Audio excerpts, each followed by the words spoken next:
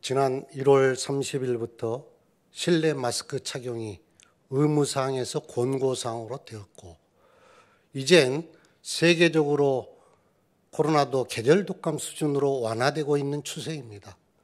그동안 여러 사람이 모이는 장소에서 참가를 자제를 하였고, 격리라든지 재택근무 등 이러한 사회적 거리두기가 있었습니다.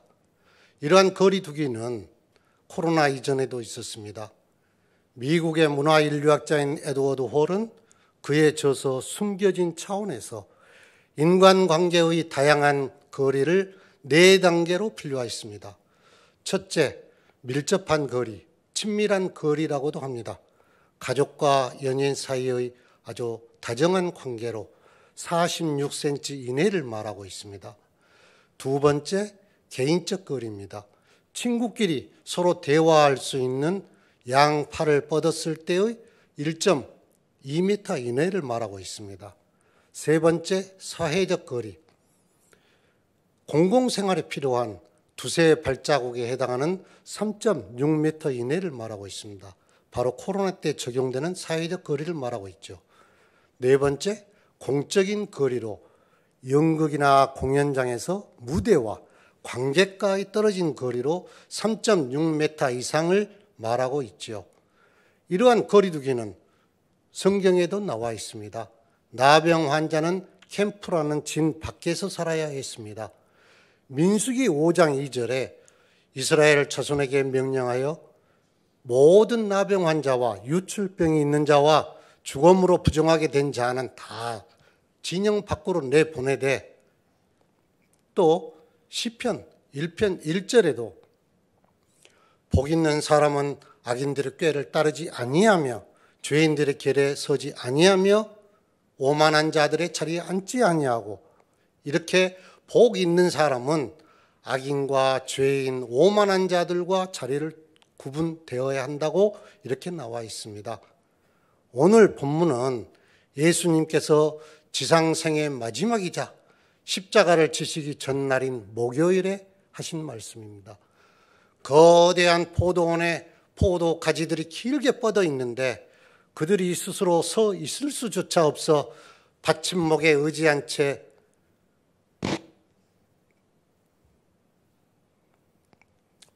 붉게 익은 포도송이들로 장관을 이루고 있습니다.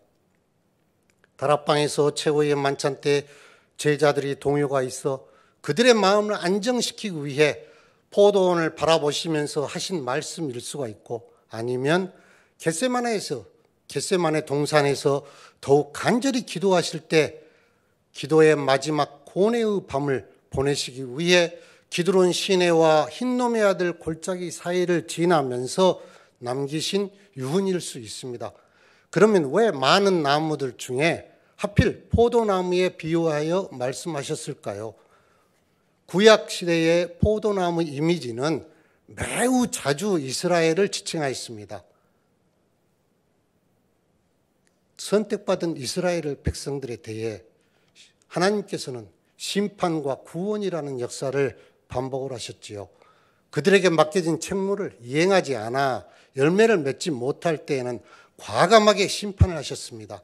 심지어 우상 숭배에 빠져 만신창이게 된 이스라엘 백성을 향해 좋은 포도를 맺기를 바랬더니 덜 포도를 맺었구나, 이렇게 한탄한 애언자도 있었습니다. 예수님은 참 포도나무라고 선언하십니다. 오늘 본문 1절 다 같이 한번 읽어보시겠습니다. 나는 참 포도나무요 내 아버지는 농부라. 여기에서 참은 허구적이고 가상적인 것이 아닌 신뢰할 만한 거짓 없는 진정한 메시아인 예수 그리스도를 말하고 있습니다.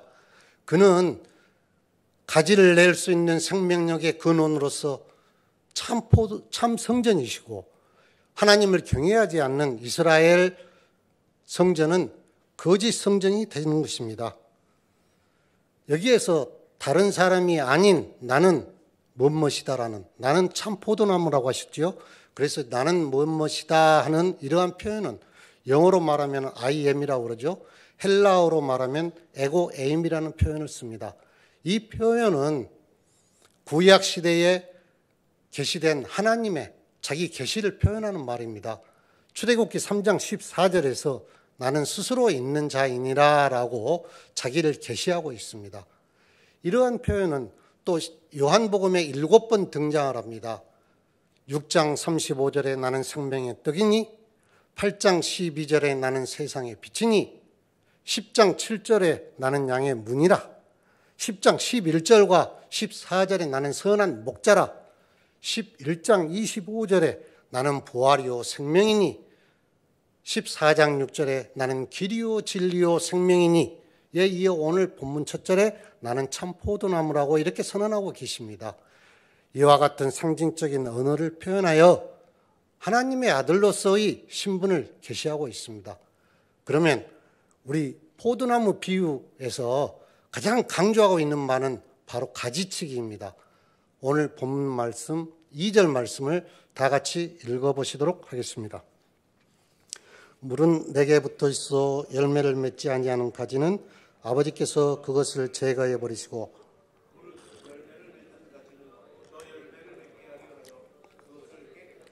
하시느니라. 가지치기를 하지 않으면 영양분이 분산되어 풍성한 열매를 맺을 수가 없습니다. 균형 잡힌 성장을 위해서라도 살아있는 가지뿐만 아니라 죽어있는 가지까지 같이 가지치기로 손질을 해줘야 된다는 것입니다.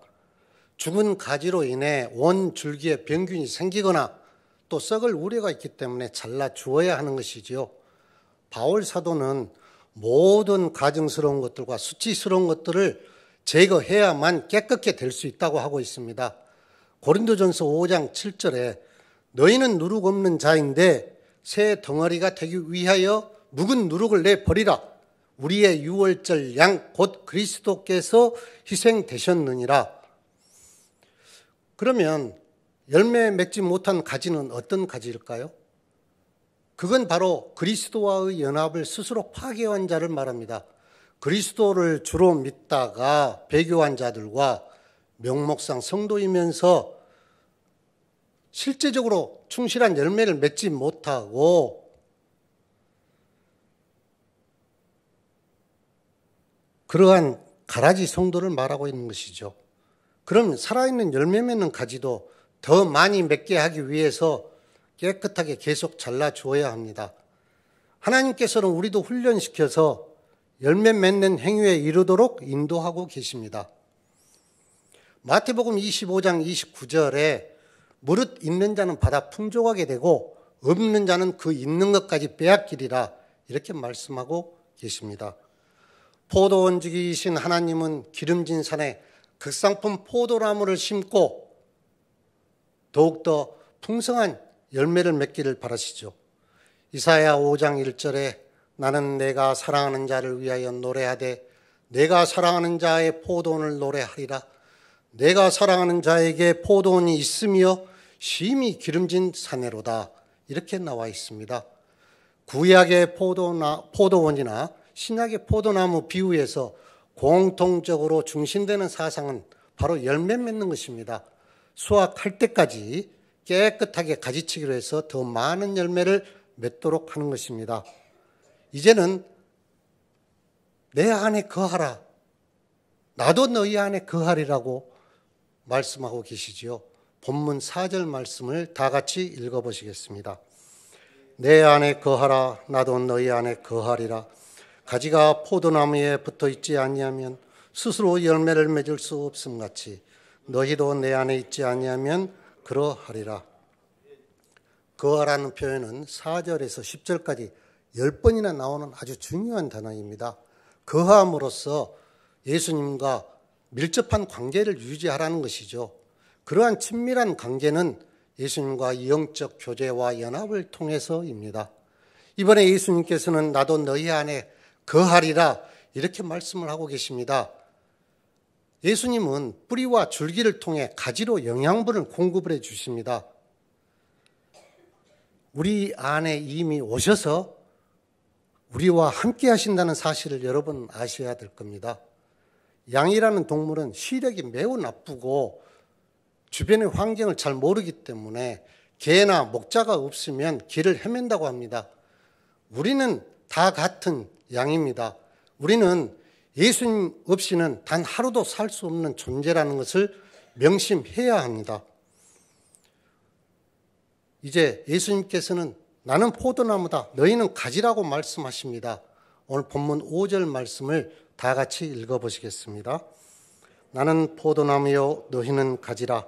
그가 내 안에 내가 그 안에 거하면 사람이 열매를 많이 맺나니 나를 떠나서는 너희가 아무것도 할 수 없습니다. 가지는 포도나무에 붙어 있어야 합니다. 예수님과 떨어져서는 아무것도 할 수가 없고 예수님 안에 붙어 있을 때만 열매를 맺는 것입니다. 열매 맺는 비결은 예수님의 무한한 사랑과 교제를 통해서입니다. 이번에 예수님께서는 그하지 아니하면 하고 강한 경고의 메시지를 보내고 계십니다. 6절 말씀 다 같이 읽어보시겠습니다. 사람이 내 안에 거하지 아니하면 가지처럼 밖에 버려져 마르나니 사람들이 그것을 모아다가 불에 던져 사르느니라. 예수님은 거하지 아니하면 하고 강한 부정으로 말씀하십니다. 거하는 것의 정반대는 떠나는 것인데 자기 자신의 의지대로 떠나는 게 아니라 바로 밖에 버려진다는 겁니다. 거하지 아니한 열매 맺지 못한 가지는 일시적으로 보기에 살아있는 것처럼 보이지만 자양분의 공급이 차단되기 때문에 말라 비틀어지게 되고 바로 그러한 가지는 결국 바로 밖에 버려진다는 얘기입니다. 그렇게 해서 잘려진 가지들은 화목땔감으로밖에 쓰일 수가 없습니다. 가지인 우리도 결국 하나님 나라에 참여하지 못한다는 그러한 뜻입니다. 요한계시록에 7개 교회가 나오는데 그중에 4대 교회가 바로 이러한 잘려진 가지와 유사한 상태입니다. 요한계시록 3장 1절 말씀을 제가 한번 읽어보겠습니다. 4대 교회의 사자에게 편지하라.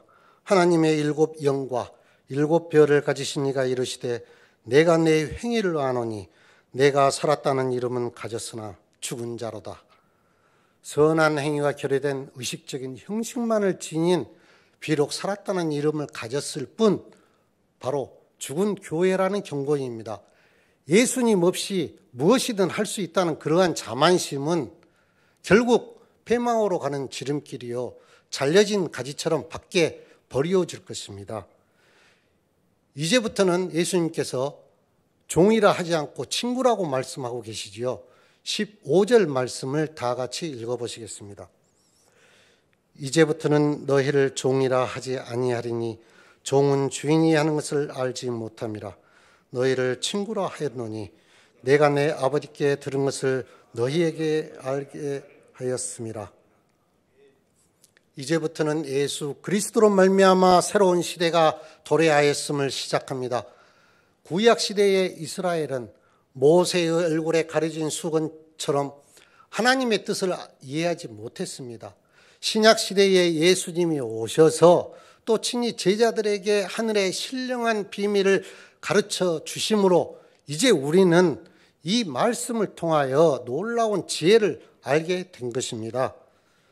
이사야 41장 8절에 그러나 나의 종 너 이스라엘아 내가 택한 야곱아 나의 벗 아브라함의 자손아 하고 이렇게 말씀을 하고 계십니다. 종과 친구 사이는 헬라어로 둘로스와 필로스로 예수님과 제자들의 관계를 대조적으로 표시하고 있습니다. 종은 두려운 마음으로 주인을 대하지만 친구 사이는 이러한 친밀함을 바탕으로 하고 있습니다. 친구는 구약 사상에서 기인한 것으로 하나님은 아브라함을 나의 벗이라고 하셨죠. 또 모세와는 친구와 이야기함 같이 이렇게 또 대화하신다고 하고 있습니다. 출애굽기 33장 11절에 사람이 자기의 친구와 이야기함 같이 나의 여호와께서는 모세와 대면하여 말씀하시며 이렇게 나와 있습니다. 또한 예수님은 나사로를 우리 친구라고 하십니다. 요한복음 11장 11절에 이 말씀을 하신 후에 또 이르시되 우리 친구 나사로가 잠들었도다 이렇게 말씀하시고 계십니다. 14절 말씀을 다 같이 읽어보시겠습니다.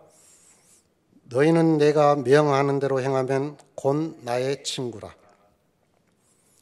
예수님은 자신의 사역에 있어 제자들을 동역자들로 여기셨습니다. 그러면 참 포도나무이신 예수님과 가지인 제자들이 어떻게 연합하여 아름다운 관계를 맺을 수 있을까요? 첫째, 성도가 그리스도와의 연합함은 포도나무이신 주님께 믿음으로 붙어 있어야 합니다. 이러한 믿음은 바로 가지와 줄기가 붙어있는 이 꼭지점입니다. 그러한 믿음은 바로 예수님께서 제자들 안에, 제자들이 예수님 안에 거하는 것을 말합니다. 본문 13절 말씀을 한번 읽어보시겠습니다. 사람이 친구를 위하여 자기 목숨을 버리면 이보다 더 큰 사랑이 없나니. 친구의 목숨을 위하여 자기 목숨을 친구를 위해, 그러니까 자기 목숨을 아끼지 않는 그런 희생이야말로 인간으로서 할 수 있는 사랑이 극치요 십자가에 달리심으로 자기 생명을 내어주신 예수님의 사랑에 기인한 것입니다. 로마서 5장 8절에 우리가 아직 죄인 되었을 때에 그리스도께서 우리를 위하여 죽으심으로 하나님께서 우리에 대한 자기의 사랑을 확증하셨느니라 이렇게 말씀하고 있습니다. 바로 십자가에 달리신 예수님을 하나님의 명령이자 바로 뜻이라고 이렇게 말씀하고 있으시죠. 둘째는 성도가 그리스도와 연합하면 내가 죽고 내 안에 주님이 사심으로 열매 맺기 위함입니다. 가지가 열매를 맺는 유일한 방법은 본 줄기에 붙어 있어야 하는 것이지요. 예수님을 우리 안에 주인으로 모셔야 되는 겁니다. 그러면 예수님께서는 이제 제자들을 택하십니다. 15절 말씀에 제자들을 어떻게 택하셨는지 한번 읽어보시도록 하겠습니다. 16절 말씀입니다. 너희가 나를 택한 것이 아니요 내가 너희를 택하여 세웠나니 이는 너희로 가서 열매를 맺게 하고 또 너희 열매가 항상 있게 하여 내 이름으로 아버지께 무엇을 구하든지 다 받게 하려 함이라. 주님의 주권적인 선택은 미련한 어부들입니다. 갈릴리 해변에서 그물을 던지는 어부 베드로라는 시몬과 그의 형제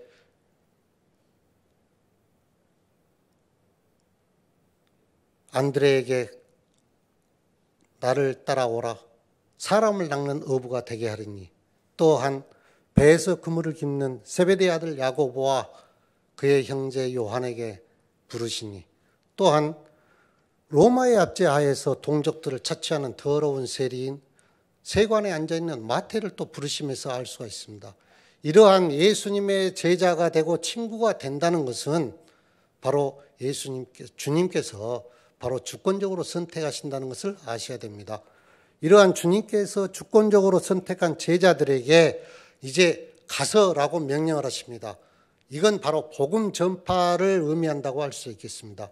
이러한 복음 전파는 예수님의 사역을 이어가는 것이고 하나님께 영광을 돌리는 것입니다. 본문 말씀 8절 말씀을 다 함께 읽어보시겠습니다. 너희가 열매를 많이 맺으면 내 아버지께서 영광을 받으실 것이요 너희는 내 제자가 되리라. 셋째, 성도가 그리스도와 연합함은 바로 예수님의 이름으로 기도해야 합니다. 7절 말씀에 두 가지가 나오고 있습니다. 너희가 내 안에 거하고 내 말이 너희 안에 거하면, 다 같이 7절 말씀을 읽어보시겠습니다. 너희가 내 안에 거하고 내 말이 너희 안에 거하면 무엇이든지 원하는 대로 구하라. 그리하면 이루리라.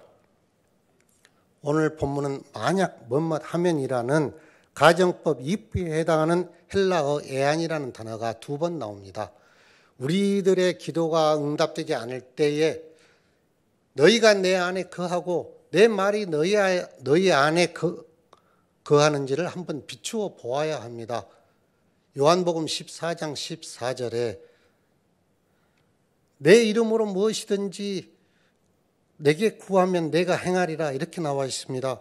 우리는 주님의 뜻에 합당하게 주님의 이름으로 무엇이든지 구하면 이루어 주신다고 하고 있습니다.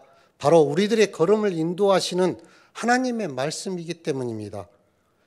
이탈리아 로마의 바티칸 시티에 베드로 성당 내에 시스티나 성당이 있습니다. 거기는 추기경들이 교황을 선출하는 장소이기도 한데요. 그 예배당 내에 천장화는 우리나라에서 천지창조로 많이 알려져 있습니다.